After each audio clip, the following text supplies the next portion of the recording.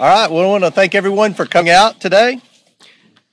Today we're going to provide you with something that you all aren't used to with respect to congressional investigations, and that's evidence. Committee Republicans have spoken with multiple whistleblowers from numerous schemes involving the Biden family, reviewed Hunter Biden's laptop, and received documents of previously unknown transactions.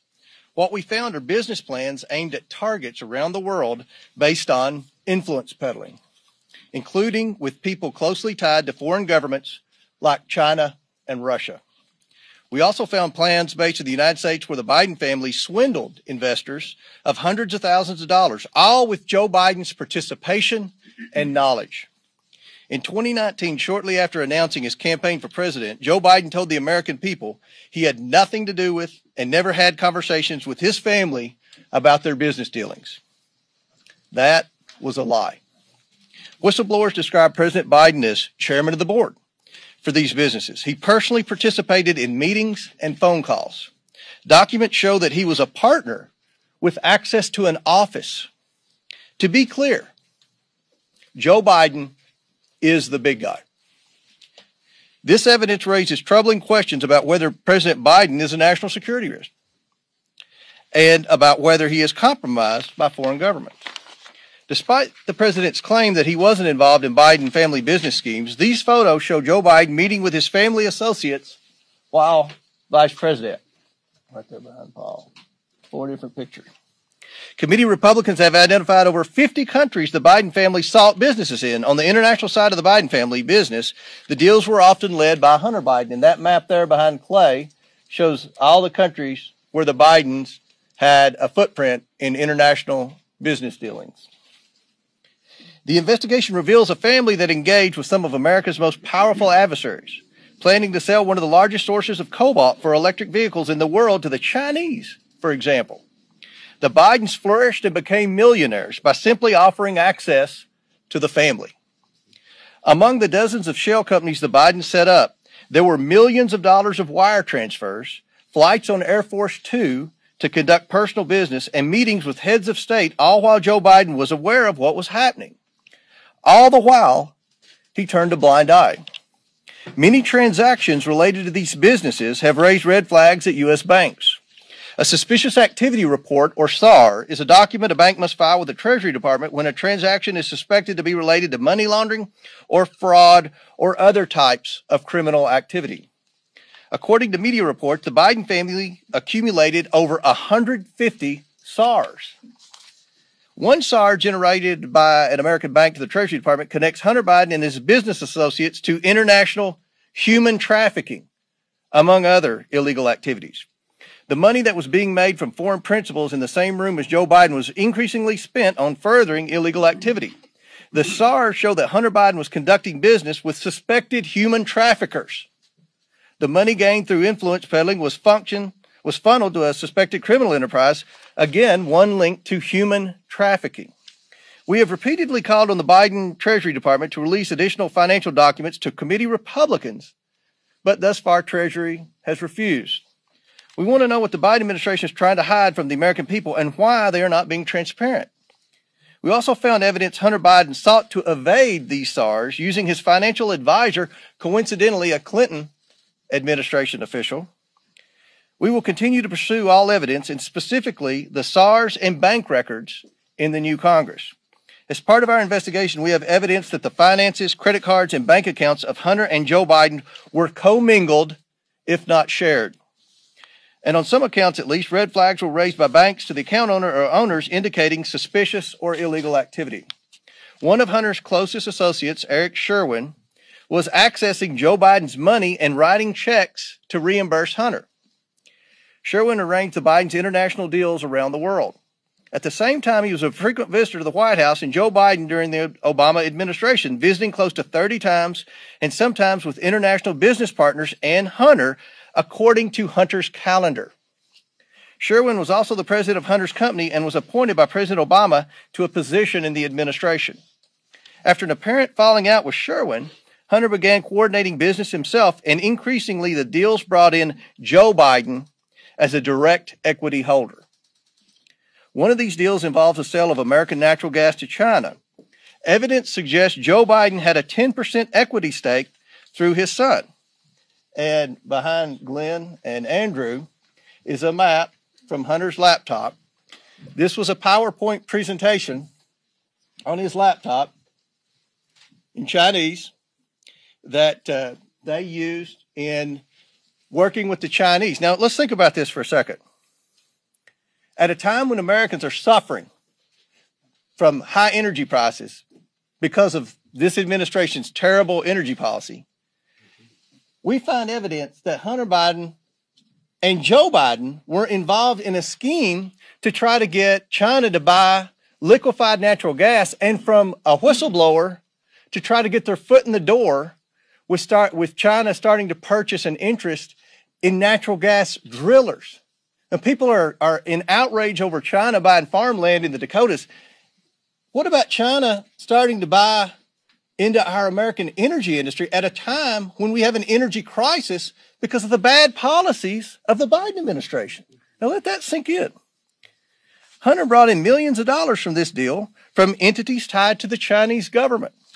In emails obtained by committee Republicans, Hunter wanted keys made for Joe Biden and Jim Biden, his office mate. He provided Joe Biden's personal cell number and called him his partner. The other partners in that deal were two people closely tied to the Chinese Communist Party. And that's behind Andy and Jim, that's the email where Hunter sent to the landlord requesting keys, and the Chinese partners were on the email, and where he said, you know, Joe would need a key, and he even put Joe's cell phone number on there. Domestically, Jim Biden, Joe Biden's brother, used the Biden name to enrich himself in return for the promise that when Joe Biden became president in 2020, business partners would get rich by having access to a future Biden administration. By promising access to financing through Middle Eastern, Russian, and Chinese connections he made through Joe Biden, and by bringing his brother Joe Biden onto phone calls, Jim Biden was able to convince companies to give him loans of hundreds of thousands of dollars that he never repaid. The Biden administration has answered none of our requests for information regarding the Biden family or the financial transactions they engaged in. Instead, the Biden administration has spent over $250,000 to staff to, quote, deflect Hunter stories. Protecting the president's son who has committed crimes with Americans' tax dollars is a waste. The domestic and international scheme that promised access to wealth in a future Biden administration constitute fraud. And the president's participation in enriching his family is, in a word, abuse of the highest order. Rooting out waste, fraud, and abuse will be the primary goal of a Republican House Oversight Committee. As such, this investigation will be a top priority. We are releasing a report today that details what we have uncovered. We are also sending letters to the Biden administration officials and Biden family associates renewing our request for voluntary production of documents relevant to this investigation. This is an investigation of Joe Biden, the President of the United States, and why he lied to the American people about his knowledge and participation in his family's international business schemes. National security interests require the committee conduct investigation, and we will pursue all avenues that have long been ignored. Committee Republicans have uncovered evidence of federal crimes committed by and to the benefit of members of the president's family. These include conspiracy or defrauding the United States, wire fraud, conspiracy to commit wire fraud, violation of the Foreign Agents Registration Act, violations of the Foreign Corrupt Practices Act, violations of the Trafficking Victims Protection Act, tax evasion, money laundering, and conspiracy to commit money laundering. The Biden family's business dealings implicate a wide range of criminality, from human trafficking to potential violations of the Constitution. In the 118th Congress, this committee will evaluate the status of Joe Biden's relationship with his family's foreign partners and whether he is a president who is compromised or swayed by foreign dollars and influence. I want to be clear. This is an investigation of Joe Biden, and that's where the committee will focus in this next Congress. I now turn it over to Oversight Member and the next Chairman of the Judiciary Committee, Jim Jordan. Thank you, Jamie. So I would just start with this question. What part of Mr. Comer's presentation was Russian disinformation? I mean, never forget what happened on October 19th, 2020, 15 days before the most important election we have in our country. Who's going to be the next president of the United States? 15 days before that, Mr. Brennan, Mr. Clapper, and 49 other people signed a letter that said the following. It is for these reasons that we write to say that the arrival on the U.S. political scene of emails purportedly belonging to Vice President Biden's son, Hunter, has all the classic earmarks of a Russian information operation. They further went on to say, we want to emphasize that we do not know if the emails provided to the New York Post are genuine or not, just that our experience makes us deeply suspicious that the Russian government played a significant role in this case.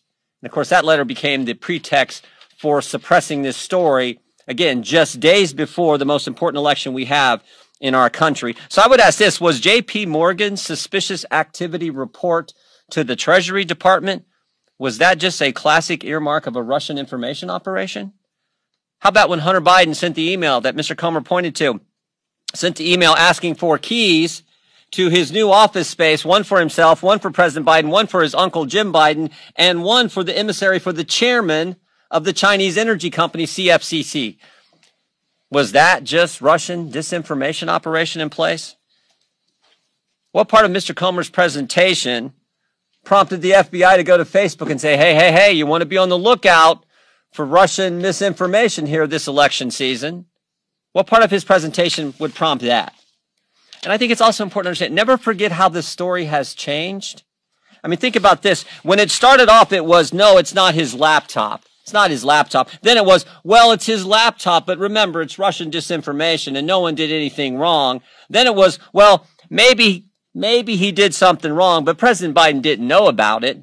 And now it's, well, maybe President Biden knew about it and was involved, but it didn't influence his decisions.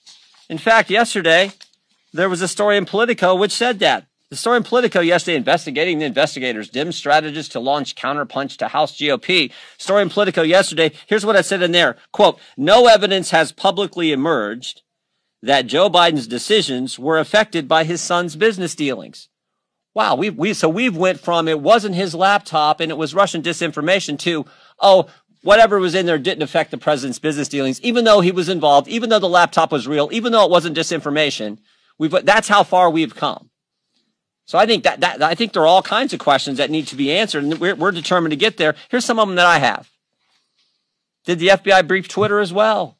We know they briefed Facebook. We know that had an impact on the election. There's been surveys done where thousands and thousands of voters across this country said it might have impacted their decision in the election in 2020.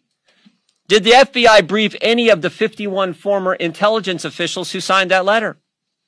Again, that letter that became the pretext for suppressing this story. Who did the briefings? Who briefed Facebook? Here's a name that I think is interesting. Timothy Thibault. So Mr. Thibault, now remember, we just did a report 2 weeks ago, Judiciary Committee, a report that talked about the political influence and the political shenanigans going on in our Justice Department based on 14 FBI agents who've come talk to our office as whistleblowers. One of those agents said, and this is the term he used, he said, at the highest levels of the FBI, specifically the Washington field office, he said it's rotted to the core. Not talking about rank and file agents. They're doing good work. Talking about the top people at the Washington field office. We had another whistleblower who brought up the name Mr. Thibault and said Mr. Thibault is pressuring agents to catalog and categorize cases in a specific way to satisfy this narrative about domestic violence extremism. But what's interesting is a different whistleblower, one who didn't come to our office, a different whistleblower who went to Senator Grassley's office, said that Mr. Thibault, by the way, the head of the special agent in charge at the Washington field office, Mr. Thibault is also the guy who suppressed information about the Hunter Biden story in October of 2020. I'd like to talk to Mr. Thibault. In fact, we've asked to talk to Mr. Thibault, even though he said publicly, I welcome a chance to answer questions. He's refused to come in and talk to us. That's someone we need to talk to. Why has the Biden administration suddenly changed their position on suspicious activity reports? Used to be, Mr. Comer wanted to see him. Any member of Congress, any chairman wanted to see him. Any ranking member wanted to see him. Any member of Congress, any committee, you got a chance to see him. Suddenly, no, we can't see him. I think Mr. Comer and our team at the Oversight Committee would kind of like to see the other 148. They've seen 2. They'd like to see the other 148. So We're committed to getting to the truth, the facts. We think that's what the American people are entitled to. We're gonna try to help Representative Comer and the team here at Oversight with our work on judiciary, but with a specific focus on what the FBI was doing. We know these 51 former intel officials, they got security clearance. How often are they talking to the FBI? Are they talking to the FBI? Who's doing the talking? Who's doing the briefing? Were they briefed? There's so many questions that need answered so we can get to the bottom of this. And the final thing I would say is this. A colleague of mine said this in a committee hearing a few weeks ago, Mr. Gates. He said, when is the FBI going to quit interfering with elections? 2016, they spied on President Trump's campaign. 2018, it was the Mueller investigation. 2020, they suppressed information about the Hunter Biden story. 2022, they raided the president's home 91 days before an election. Maybe it'd be nice if the FBI and the Justice Department just stayed out of it and let we the people decide who we think should represent us, who we think should lead us. That's supposed to be how America works. So this is the focus on the Judiciary Committee, the political nature at the Justice Department, and the linkage now to what was happening with the Hunter Biden story. Again, just 15 days before we have a presidential election. We'll be happy to answer questions. Anyone on the committee will be happy to answer questions. Yes, sir. Are you also putting the FBI on notice for not bringing, and the Department of Justice on notice for not bringing any charges? And let me be very clear. Jim said this, but Jim's going to answer that question. The Oversight Committee, we are focused on the bank records moving forward. The Judiciary Committee is going to be focused on that, and Jim's going to answer that question. No, we're not putting anybody on notice. We just want to get the truth. I mean, that's why we issued a 1,000-page report 2 weeks ago that talked about. So I've been in Congress a few years now. I've never seen anything like it. 14 agents come talk to us while we're in the minority about how political that place has become. Talking about the purging going. These are terms they use, not we.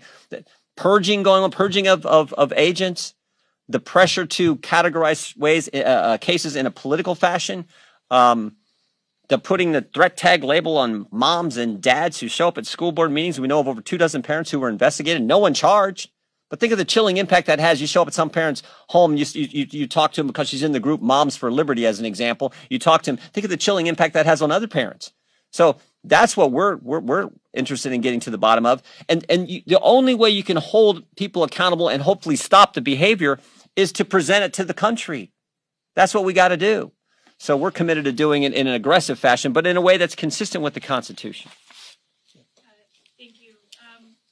We know that the Department of Justice and FBI has been investigating Hunter Biden since 2018. How do you know that these claims that you are laying out in your remarks today and some of the examples that you have up here aren't claims that have already been fully investigated by those federal prosecutors? Maybe they have. We don't know. And can I follow up with the map that you were referring to? When was that PowerPoint from? That PowerPoint was from what year? Do we know exactly?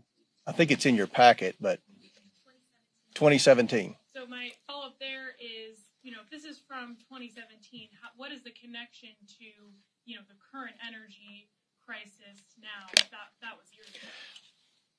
Are you real? I mean, Joe Biden says he's going to stand up to China. Joe Biden says he's going to rewrite our whole energy policy, America first. And he was a 10% equity owner in a company whose sole mission was to purchase liquefied natural gas from the United States and try to take over the natural gas industry in America through natural gas wholesalers and natural gas drillers. I mean, I don't think Joe Biden's been honest to the American people about that. And I think that's a question you all need to ask at the next White House press conference. We didn't know about your involvement in a Chinese energy company. Does that in any way, shape, or form impact your energy policy? And that's something that I think every American deserves answers to, especially at a time when we're faced with record high energy prices because of Biden's energy policy. Yes. Will your committee call Hunter Biden or anybody in the Biden family to testify in investigation questions? Yeah, we would love to talk to people in the Biden family, specifically Hunter and Jim Biden.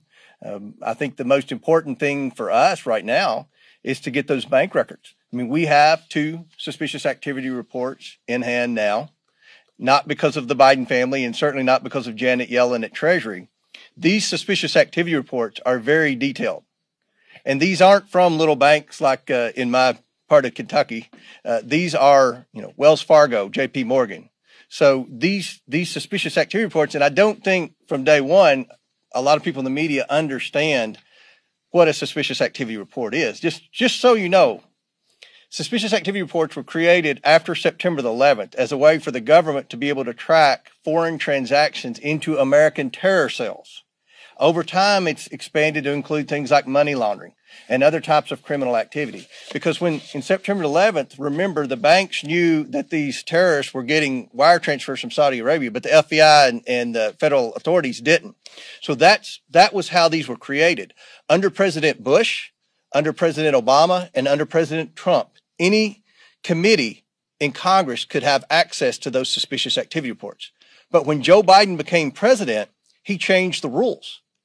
Now, does anyone here doubt my suspicion that he changed the rules because his son and possibly himself had 150 suspicious activity reports? Are we the only ones that find that odd that Joe Biden would change the rules when he became president?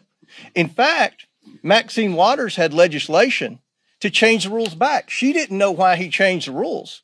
And she had a bill, and part of the language in the bill was to override that rule and give Congress the access to those suspicious activity reports again. I actually voted for Maxine Waters' bill because that was in there, and I don't vote for a lot of Maxine Waters bills. So, yes. This question for both of you. I'm wondering if you might be able to confirm that your committees will be investigating Speaker Pelosi and the Department of Justice for the treatment of defendants jailed in connection with January 6th. A promise that Speaker Pelosi made to the House Freedom Caucus earlier this week. He's the Department of Justice guy. We're focused on, you saw our report. Well, maybe you didn't. I hope if you didn't, you take time to read it. We're focused on how political our Justice Department has become. It's not a question of if they are political, if they are. They're making decisions on a political basis. We're going to look at all that. We're looking at umbrella of political operations at the Justice Department, all the way back to the very first whistleblower came to us over a year ago, about a year ago, I should say, regarding the school boards issue. So we're concerned about anything that is being done in a political fashion at the Justice Department. Because remember, you got to step back. It's supposed to be, in this great country, the greatest country ever, it's supposed to be equal treatment under the law. And when you have a Justice Department that's not following that fundamental principle I think that sets our country apart from all others, that is a major problem. Do you think the January 6th insurrectionists have been wrongly imprisoned? I didn't say anything. All I said is we're going to look at the politics at the Justice Department based on the fact that we have had 14 different, actually more than 14 now, whistleblowers come talk to us. That's what we're going to focus on. If we can keep it about Hunter Biden, this is kind of a big deal, we think. If we can keep it about Hunter Biden, that would be great. Yeah, go. I just wanted to piggyback. She said for January 6th, just what you plan to do with the January 6th investigation. It seems like I think that's a question. I think that's a question for Kevin McCarthy. That we're focused on a lot of investigations now. I've been very transparent with the media on it. That wasn't one of them, but yes. Okay, so can you kind of preview how this is going to play out? So it sounds like your focus initially is going to be on these suspicious activity reports, which you endeavor to receive somehow. Is that going to be through potentially subpoenaing a bank? And then once you receive those, are you expecting a smoking gun from that, or is that going to lead to more avenues? And then finally, what deliverable are you expecting? Another report? Or is this do you see this terminating in some sort of referral? How do you see this playing out? Mm-hmm. Well, obviously, with the two that we already have, they've opened. How did you get those? Well, we can't reveal our sources, but the two are on the internet, so you can dig and find them. They're out there, but we verified they're 100% factual. And I'm not questioning that. Right. If you got that from an individual, why would that individual have two? That's a great question. I'm glad you asked that question. Because, again, I don't think a lot of people in the media and in Congress, for that matter, understand a suspicious activity report. Byron Donalds does. He's a financial expert. I've had the honor of being on a bank board. When you get a suspicious activity report, it flags every account that's had a transaction within a certain time period. Am I right, Byron? So the suspicious activity report that we have shows where Hunter Biden purchased whatever with an escort service. The escort service then paid the prostitute. Then the bank implies that the escort service is under suspicion for human trafficking. We see where the escort service is from, the prostitute's from. She's not from the United States. Again, I don't want this to be about the prostitute. Here's the thing: Hunter Biden isn't this innocent guy that just got a bad rap because he had a drug problem, and the Republicans don't need to waste any time on Hunter Biden. We're not trying to prove Hunter Biden is a bad actor. He is. If anybody wants to disagree with that, then there's nothing we have to talk about. Our investigation is about Joe Biden. And we already have evidence that would point that Joe Biden was involved with Hunter Biden on his deal. So we want the bank records, and that's our focus. We're trying to stay focused on, was Joe Biden directly involved with Hunter Biden's business deals, and is he compromised? That's our investigation. And so if you found that through the reports, what would be your deliverable?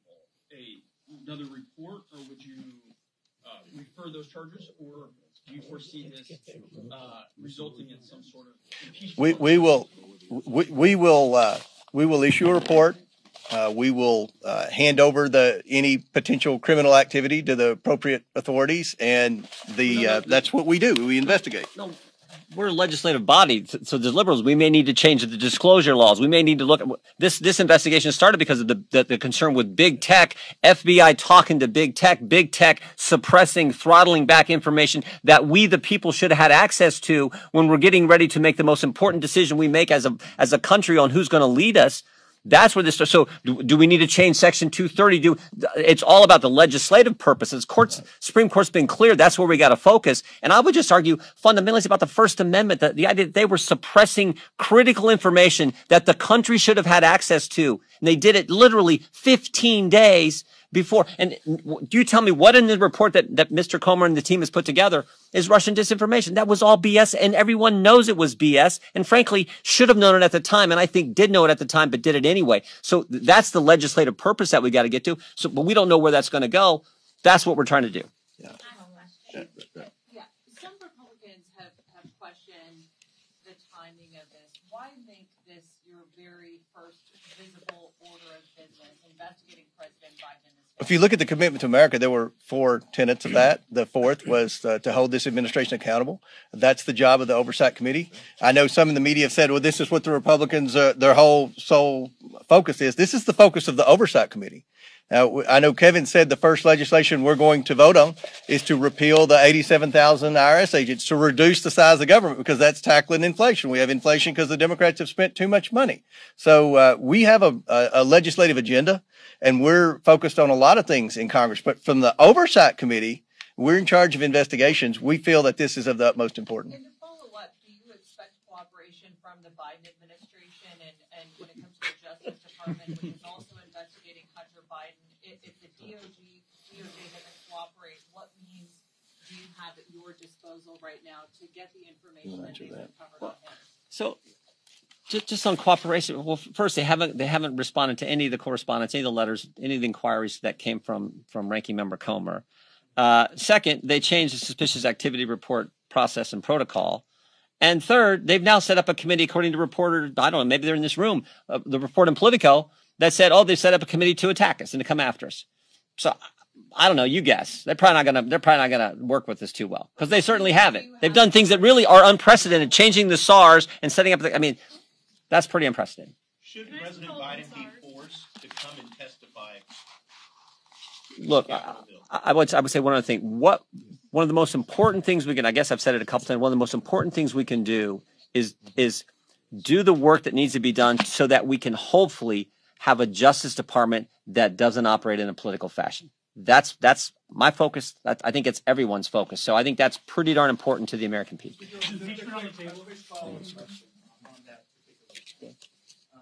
There's Main Justice, and then there's Mr. Weiss in Delaware, who, as you know, was appointed by President Trump and initiated this investigation under the previous administration.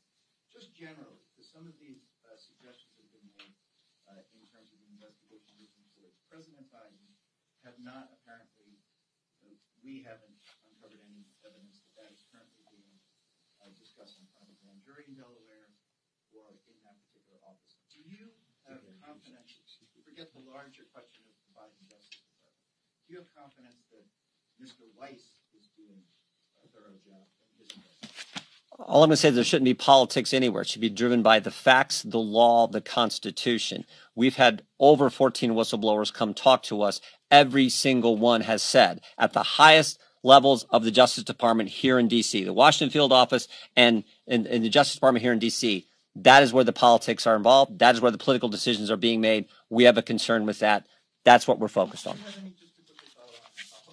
you have any reason to believe that Main Justice is attempting to influence the investigation? All I know is what the whistleblowers have told our office. That's what we're focused on. And I'll wrap it up with this.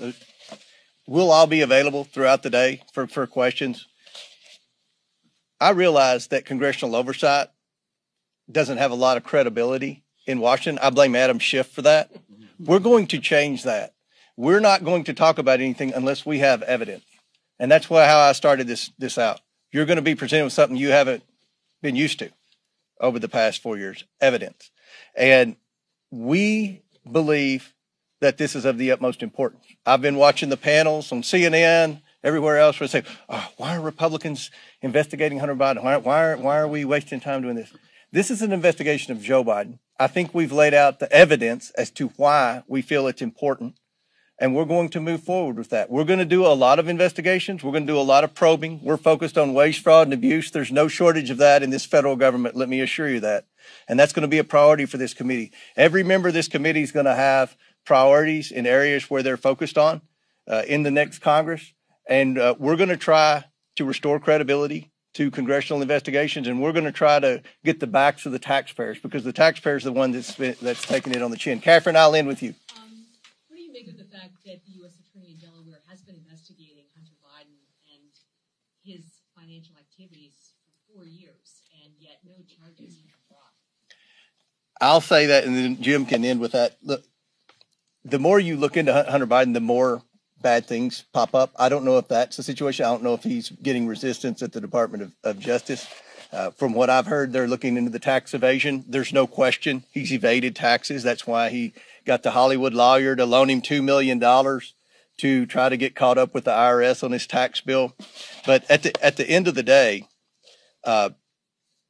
we're focused on some things that I think every American needs answers to. And one thing that I've learned from talking to a lot of you off the scene here is that I don't think a lot of people realize the evidence that's already out there pertaining to Hunter Biden. And I don't think anybody realized that Joe Biden is, in fact, involved in a lot of these. He was, in fact, involved in a lot of these. So the goal from this press conference is to show you, number one, this is an investigation of Joe Biden. We're focused on the bank records. We're very specifically focused on the bank records and the bank violations.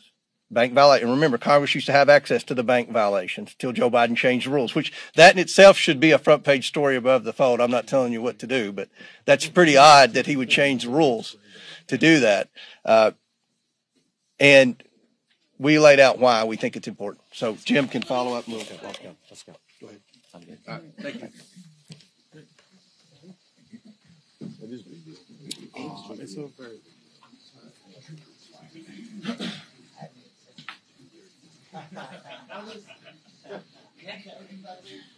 Yeah, sure.